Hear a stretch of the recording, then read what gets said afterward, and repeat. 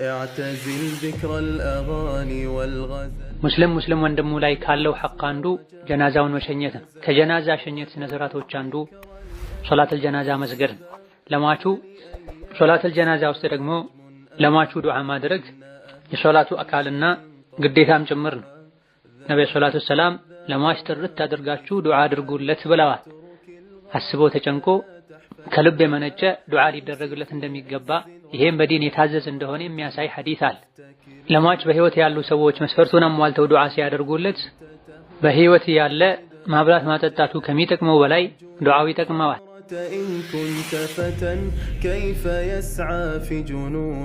ዱንያ ላይ ኸይር ስራ ሰርቶ የሄደ ሰው አማኞች በዱዓ የሸኙት ሰው አላህ መስተንግዶውን እንግድነቱን ያማረ የሚያስቀና ያደርግለታል። እዚህ ዱንያ ላይ ኸይር ያልሰራ አማኞችም ከልባቸው ዱዓ ያላረጉለት ኸይር ላይ መስተንግዶ የሚቀበለው ነገር የከፋ ይሆናል።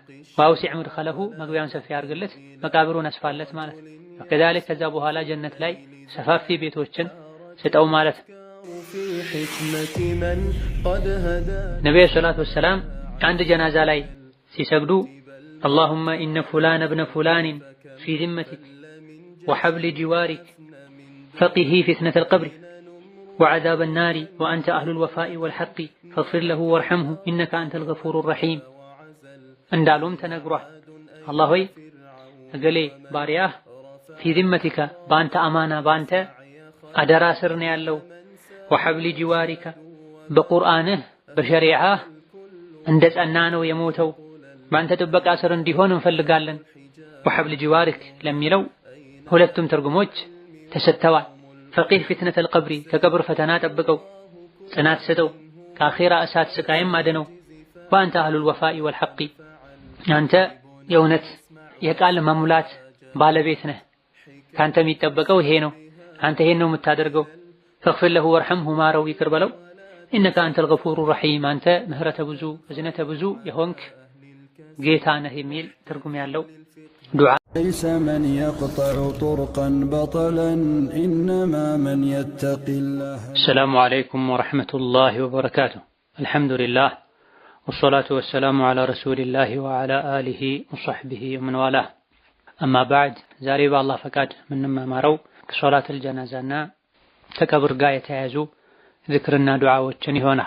دين الإسلام يا رحمة يا إذنت يسول جو ترسى ورساتشو እንዲተሳሰቡ የሚያዝ ዲን ነው። የሰው ልጆች በህይወት እስካሉ ድረስ ሲራቡ ማብላት፣ ሲቸገሩ መርዳት፣ ሲታመሙ መጠየቅ ግዴታ ነው። በጤና በአፊያ ያለ አላህ ተባረከ ወተዓላ እንዲጠብቀው፣ ሲታመም አላህ እንዲያሽረው ማገዝ ባለብንና በምንችለው ሁሉ እንድናግዘው ሸሪዓ የሚያዝ ከመሆኑ በተጨማሪ በህይወት ያለ ይሄ ሁሉ ሐቅ የነበረው ሙስሊም ወገናችን ሲሞት የምናደርግለት ልናደርግለት የሚገባ ሌላ ግዴታም አለ። ከዚህም አንዱ ሶላተል ጀናዛ ነው።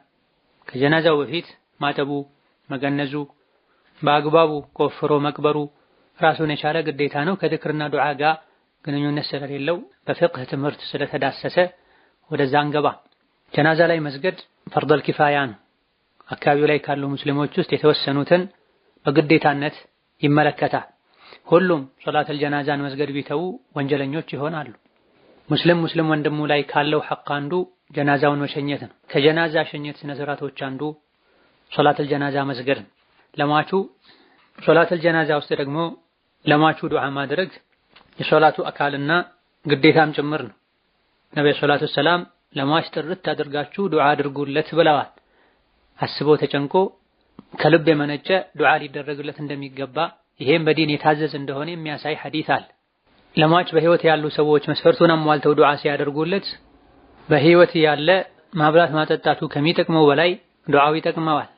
ነብዩ ሰለላሁ ዐለይሂ ወሰለም ትክክለኛ በሆነ ሐዲታቸው 40 በአላህ ማያሻርኩ ሰዎች የአንድ ሰው ጀናዛ ላይ የቆሙ የሰገዱ እንደሆነ አላህ ተባረከ ወተዓላ ዱዓቸውን ምልጃቸውን ይቀበላቸዋል፣ ይምረዋል ብለዋል።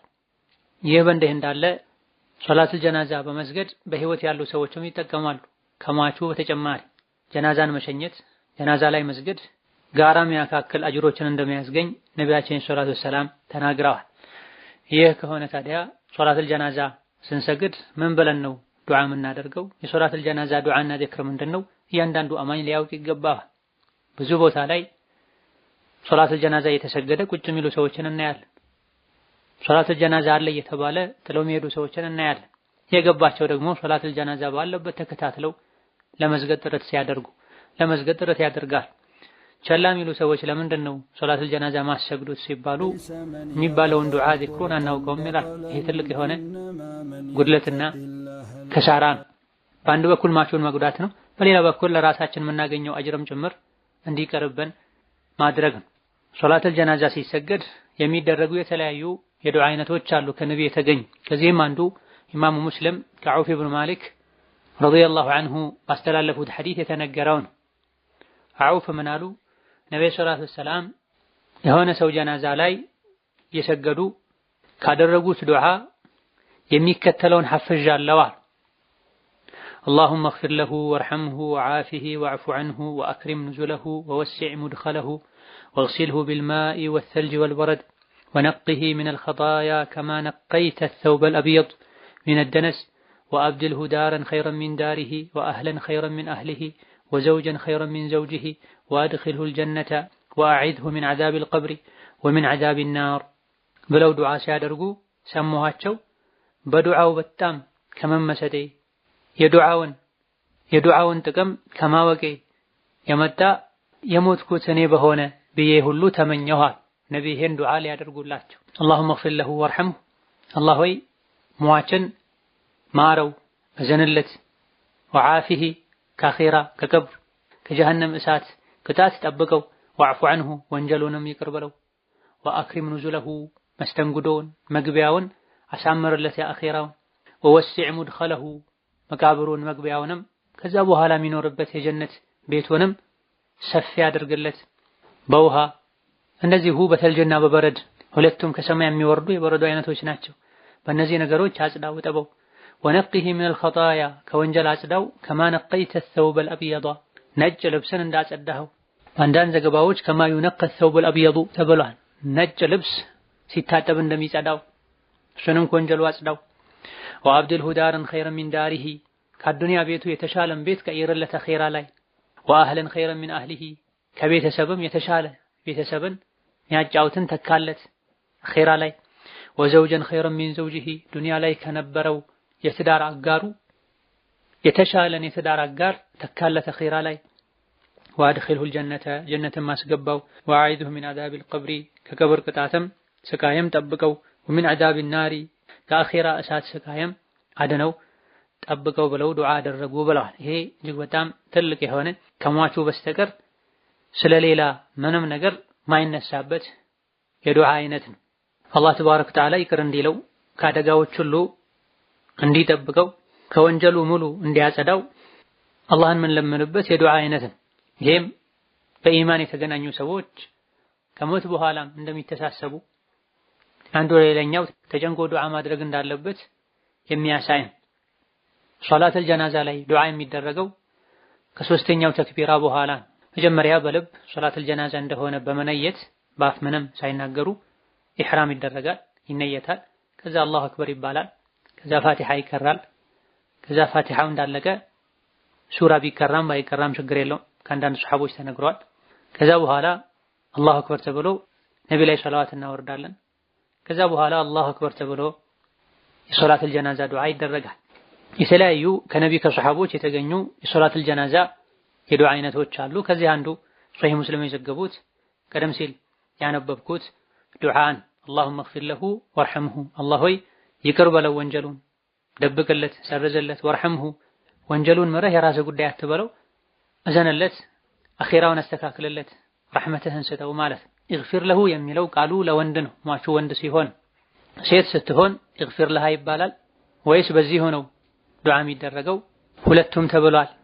የተወሰኑ ዑለሞች ሴት ስትሆን اللهم اغفر لها وارحمها وعافها واعف عنها ይባላል የሚል አቋም አላቸው። ሌሎች ደግሞ ነፍስን በማሰብ ሟቹ ማንም ይሁን ማን اللهم اغفر لها وارحمها ለዚች ለሞተች ነፍስ ዘንላት ማራት ይባላል የሚል አቋም አላቸው። ሌሎች ደግሞ ሐዲሱ ላይ ባለው መሰረት ወንድም ይሁን ሴት እንደ ወንድ ተደርጎ የተገለጹ ቃላቶች ላይ በዛው اغفر له وارحمه ማረው ዘንለት ቀብሩን አስፋለት ይባላል።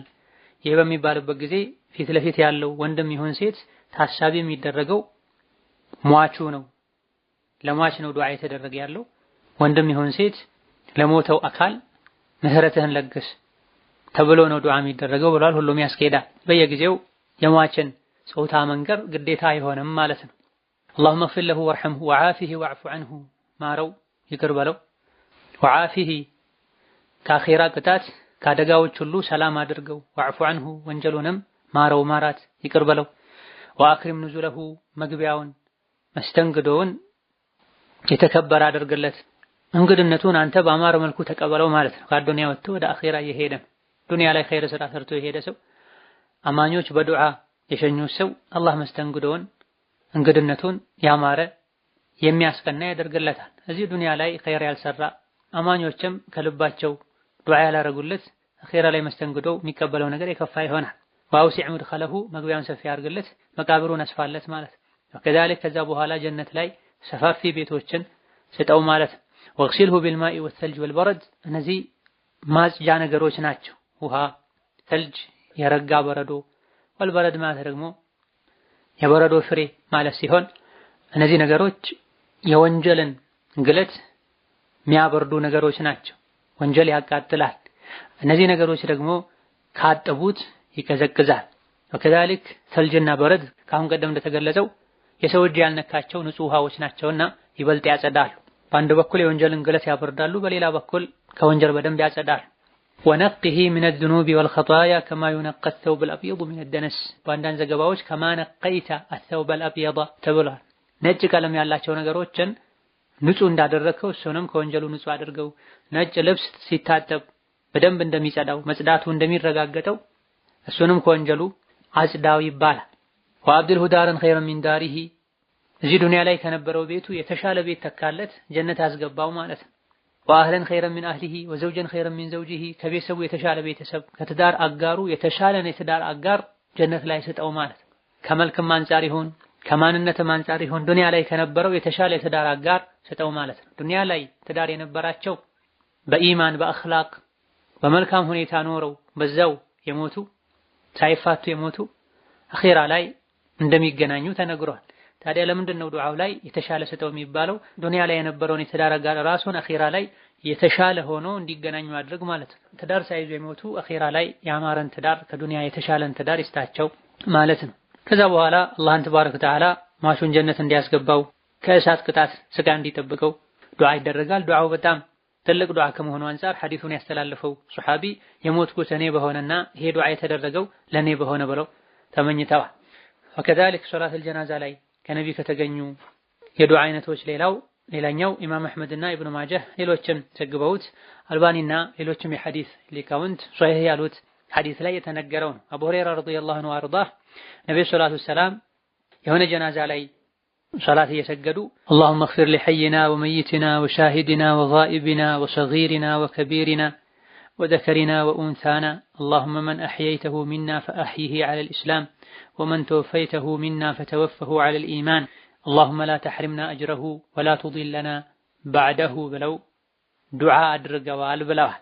ይሄም እጅግ በጣም ትልቅ ዱዓ ነው። ለህፃን ለአዋቂ ለወንድ ለሴት ቅርብም ሩቅም ላለ ዱዓ የሚደረግበት የዱንያ ህይወትንም ከሞት በኋላ ያለውንም ህይወት አላህ እንዲያስተካክልልን አላህ ምን ለመነበት ከሟች አልፎ ለሰጋጅም ጭምር ዱዓ የሚደረግበት የዱዓ አይነት ከራሳችን ውጪ ላሉ ሰዎች ለሞቱም ይሁን በህይወት ላሉ ዱዓ ስናደርግ እኛም ጭምር ተጠቃሚዎች ነን። ቅድም መግቢያ ላይ እንደተነገረው ነብዩ ሰለላሁ ዐለይሂ ወሰለም من استغفر للمؤمنين والمؤمنات كتب الله له بكل مؤمن ومؤمنة حسنة بلا ለአማኝ ወንድና ሴቶች እስትግፋር ያረገ ሰው እስትግፋር ባረገላቸው አማኞች ልክ አላህ ተባረከ ወተዓላ ምንዳን ይጽፍለታል አጅር ይሰጠዋል ብለዋል። ስለዚህ ሶላተል ጀናዛ ላይ ለሟቹ ከዛ ከሶላተል ጀናዛው ጋር ተያይዞ ለሌሎችም አማኞች ዱዓ እስትግፋር ስናደርግ እኛም ጭምር ተጠቃሚዎች ነን። اللهم اغفر لحينا وميتنا በህይወት ላለንም ለሟቾቻችንም ወንጀላችንን ይቅርበል ሰርዝልን።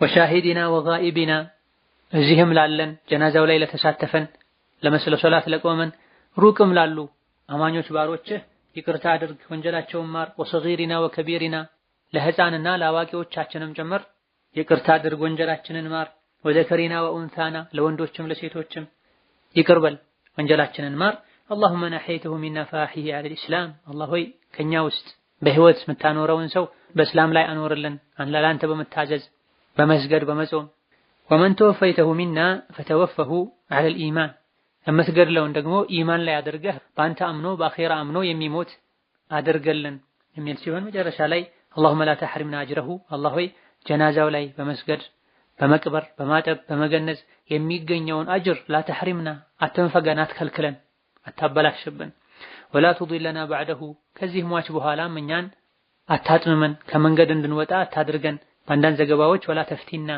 አትፈትነን በዲናችን ተብሎ ለራስም ለሟችም ለመላው አማኞች ዱዓ የሚደረግበት የሶላት الجنازة ዱዓ አይነት ነው። ሐዲሱ ላይ ይህ ዚክር ላይ ይህ ዱዓ ላይ ስታኖረን በእስላም አኖረን ስትገድልን በኢማን ገደለን ተብሏል። በህይወት በጤና እስካለን ድረስ ብዙ የሚደረጉ ነገሮች አሉ። አቅም አለን እናደርጋለን። ጣር ላይ ስንደርስ ግን ብዙ ነገሮችን ማድረግ ላንችል እንችላለን። ቢበዛ የምንችለው በውስጣችን ማመን ያለብንን ነገር አምነን እምነታችንን ሳንቀይር መሞት መቻል። ሟቹን በመሸኘታችን በማጀባችን እሱ ላይ በመስገዳችን የሚገኝ አጅር አለ። ያን አጅር አትከልክለን። ጥፋት በማጥፋታችን ኢኽላስ በማጣት አጅሩን እንዲሰረዝ የሚያደርግ ወንጀል በመስራት አታሳጣን። ሟቹን ከሸኘን በኋላ እምነታችን ዲናችን ላይ ፈተናን አታምጣብን የሚል ትርጉም ያለው ትልቅ ዱዓ ነው። ወከዛልክ ከነብይ ከተገኙ የዝክር አይነቶች የዱዓ አይነቶች ሌላኛው ከሶላት الجنازة ጋር በተያያዘ ኢማሙ ጠበራኒ ሐኪም ሌሎችም ያስተላለፉት ሐዲስ ላይ የተነገረ ሲሆን ነብዩ ሰለላሁ ዐለይሂ ወሰለም ጀናዛ ላይ ለመስገድ ሲቆሙ اللهم عبدك وابن أمتك احتاج إلى رحمتك وأنت غني عن عذابه إن كان محسنا فزد في حسناته وإن كان مسيئا فتجاوز عنه እያሉ ዱዓ ያደርጉ እንደነበር ተነግሯል። اللهم عبدك الله ሆይ ይህ ባሪያህ ነው ወብኑ አመቲካ የሴት ባሪያህም ልጅ ነው እሱ ባሪያህ ነው የባሪያህ ልጅ ነው احتاج إلى رحمتك ያንተን ረህመት ከጅሏል ለሱ ከመቼውም በላይ ረህመትህ የሚያስፈልግበት ሁኔታ ላይ ነው ያለው وأنت غني عن عذابه አንተ ደግሞ እሱን ከመቅጣት የተብቃቃህ ጌታ ነህ ረህመትህ ከቅጣትህ ይበልጣል إن كان محسنا ይህ ሟች ስለፊታችን ያለው ሟች መልካም ሰው ከሆነ አንተ ዘንድ فزد في حسناته ያለው መልካም ሥራ ላይ ጨምርለት ደረጃውን አሳድገው وإن كان مسيئا አጥፊ ወንጀለኛ ከሆነ መጥፎ የሚሰራ ሰው ከሆነ فتجاوز عنه ይለፈው ይቅር በለው የሚል ትርጉም ያለው በጣም ጠቃሚ ዱዓ ነው። وكذلك ተመሳሳይ በሆነ አቡ ዳውድ ኢብኑ ማጀህ ሌሎችም መዘገቡት ሐዲስ ነብዩ ሰለላሁ ዐለይሂ ወሰለም አንድ ጀናዛ ላይ ሲሰግዱ اللهم إن فلان ابن فلان في ذمتك وحبل جوارك فقه فتنة القبر وعذاب النار وأنت أهل الوفاء والحق فاغفر له وارحمه إنك أنت الغفور الرحيم እንዳሉም ተነግሯል። አላህ ሆይ እገሌ ባሪያህ في ذمتك በአንተ አማና በአንተ አደራ ስር ነው ያለው وحبل جوارك በቁርአንህ በሸሪዓህ እንደ ጸና ነው የሞተው በአንተ ጥበቃ ስር እንዲሆን እንፈልጋለን። وحبل جوارك ለሚለው ሁለቱም ትርጉሞች ተሰጥተዋል። فقه فتنة القبر ከቀብር ፈተና ጠብቀው ጽናት ሰጠው ከአኺራ እሳት ስቃይም አድነው وأنت أهل الوفاء والحق አንተ የእውነት የቃል መሙላት ባለቤት ነህ ካንተ የሚጠበቀው ይሄ ነው አንተ ይሄን ነው የምታደርገው فاغفر له وارحمه ማረው ይቅር በለው إنك أنت الغفور الرحيم አንተ ምህረተ ብዙ እዝነተ ብዙ የሆንክ ጌታ ነህ የሚል ትርጉም ያለው ዱዓን እነዚህና መሰል በትክክለኛ ሐዲስ የተነገሩ እንደዚሁ ደግሞ ከነዚህ አሐዲሶች ተወስደው ትክክለኛ የፍቅህ ክታቦች ላይ ተቀናብረው የሚገኙ ተጨምቆ የሚገኙ ዱዓዎችን ማድረግ ይቻላል። ሁሉንም አንድ ላይ ማለት ይቻላል። ጊዜው ከበቃ ካልሆነ ከነዚህ መሃል አንዱን የገራውን ማለት ይቻላል። እነዚህና መሰል ዱዓዎችን ሐፍዞ ማለት ያልቻለ ሰው ከመጽሐፍ ከሞባይል ያየ ማለት ይችላል። ሐሳቡን እንዳይሰርቅ ጥንቃቄ ከማድረግ ጋር ይህንንም ቢሆን ማድረግ የማይችል ሰው አረብኛ የሚከብደው ሰው መሐፈዝ ማይችል ሰው ከነብይ ከሰሐቦች የተገኙ የሶላት الجنازة ዱዓዎችን ከሰማ በኋላ ከዛ የተረዳውን ራሱን ማድረግ የሚችለውን በራሱ ቋንቋ ለማች ዱዓ ቢያደርግ ችግር የለው። የተለያዩ የመዝሀብ ተከታዮች ይሄን በግልጽ አስቀምጠዋል። አረብኛ የማይችል ሰው በራሱ ቋንቋ ዱዓ ማድረግ ይችላል። በሚችለው ያክል በሚገባው ቋንቋ ለማቹ አላህ ወንጀሉን እንዲመረው እንዲያዝንለት ከቀብር ስቃይ ከአኺራ እሳት እንዲያድነው ዱዓ ማድረግ ይቻላል። በላጩ ግን እንደምንም ታግሎ ነቢ ያደርጓቸው የነበሩ ዱዓዎችን ሐፍዞ ማድረግ ነው። መጨረሻ ላይ اللهم لا تحرمنا اجره ولا تفتنا بعده ولا تضلنا بعده ይባል። ይሄ የሚባለው ሶስተኛው ረካዓ ላይ ከፊት የተጠቀሱ ዱዓዎች ካለቁ በኋላ ወደ አራተኛው ተክቢር ከመሄድ በፊት ነውም ተብሏል። አራተኛው ተክቢር ካሉ በኋላ ከማሰላመት በፊት ነው የሚደረገው ተብሏል። ሁለቱም ያስኬዳል። እነዚህ ዱዓዎች ለወንድም ለሴትም ለህፃንም ለአዋቂም ጭምር ነው የሚደረጉት። አንዳንድ ፊቅህ አዋቂዎች ሟቹ ህፃን ከሆነ اللهم اجعله لنا فرطا وسلفا واجرا ይባላል ያሉበት ሁኔታ አለ። በዚህ መልኩ ለህፃን ተለይቶ ዱዓ እንዲደረግ የሚያሳየው ሐዲስ ضعيف ነው በማለት ደግሞ ይሄን ማይቀበሉ ለህፃንም ለአዋቂም ለወንድም ለሴትም እዚህ ጋር የተጠቀሱ አይነት ዱዓዎች ነው የሚደረጉት የሚል አቋም ያላቸው የፊቅህ ሐዲስ ሊቃውንት አሉ። ከነዚህ ሐዲሶች ህፃን በሚሞትበት ጊዜ ይበልጥ ቢደረግ ይገባል ይሻላል የሚባለው اللهم اغفر لحينا وميتنا وصغيرنا وكبيرنا የሚል ዱዓ ያለበቱ ዚክርና ዱዓ ነው። ሌላውም ቢደረግ ያስኬዳል።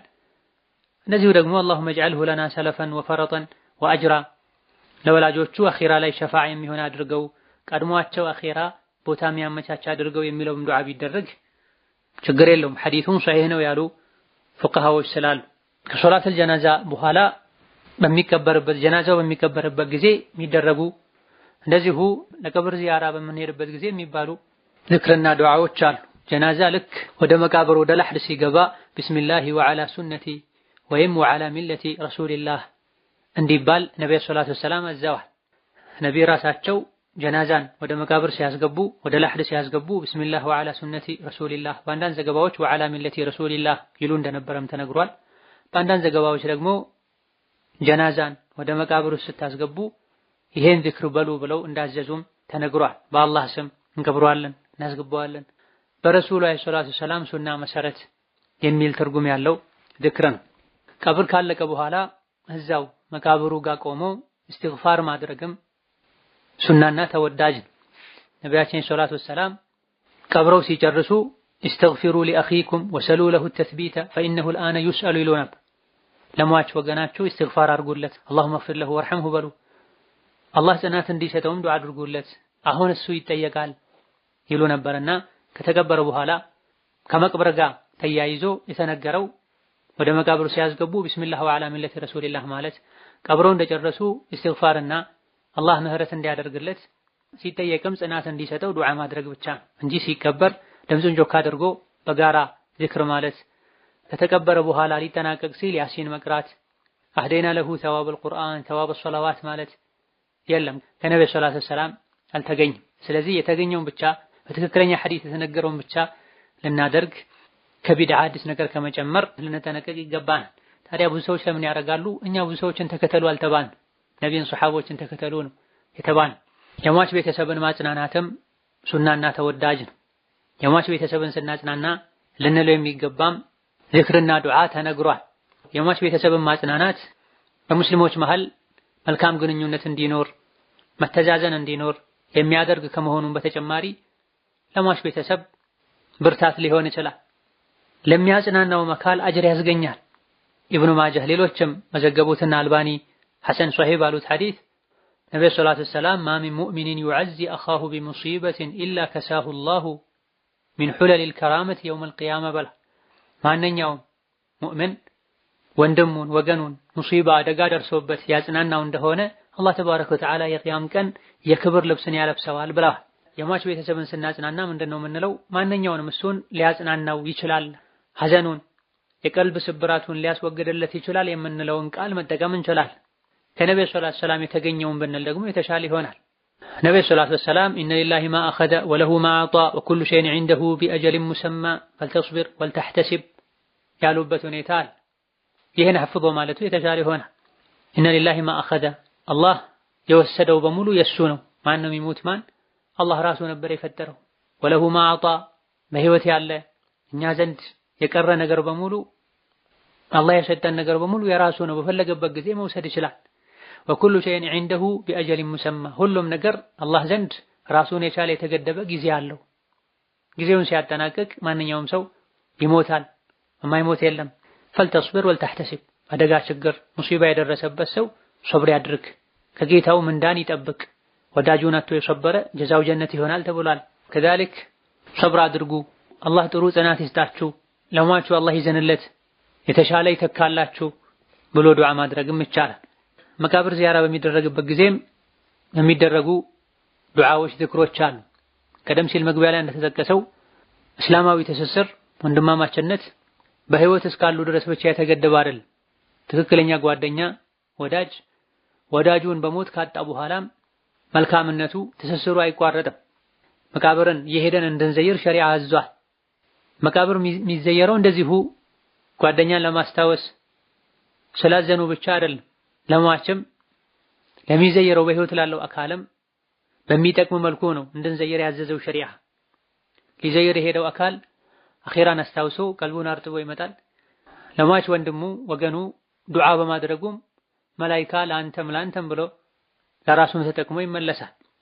ሰዎች በተለያየ መልኩ መቃብር የሚዘይሩበት ሁኔታ ሊኖር ይችላል። የሞተን አካል ለመለመን ሊሄዱ ይችላሉ። ይሄ ሐራምና ሽርክ ነው፣ የተከለከለ ዚያራ ነው። መቃብሩ ጋር ለራሳቸው ዱዓ ሊያደርጉ የሚሄዱ ሰዎችም ይኖራሉ። ይሄ የተወገዘ ቢድዓ ነው። የሚለምኑት አላህን እስከሆነ ድረስ ሟቹን ራሱን ከሆነ የሚለምኑት ከፊተኛው ይመደባል። ሽርክ ነው፣ መሄድም አይቻል። የሚለምኑት አላህን ከመሆኑ ጋር መቃብሩ ጋር ሄዶ መለመን ልዩ ትሩፋት አለው ካሉ ይሄ ቢድዓ ነው፣ የሽርክም ሰበብ ሊሆን ይችላል፣ ይከለከላል።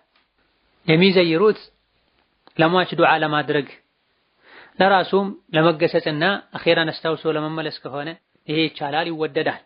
ነብዩ ሰለላሁ ዐለይሂ ወሰለም መቃብርን ዘይሩ አኺራን ያስታውሳል ብለዋል። መቃብር ሲዘየር የሚደረገው ዱዓ አሰላሙ ዐላ አህሊ ዲያር ሚነል ሙእሚኒን ወልሙስሊሚን ወየርሐሙ ላሁ አልሙስተቅዲሚን ሚና ወልሙስተአኺሪን ወኢና ኢንሻአላሁ ቢኩም ለላሒቁን።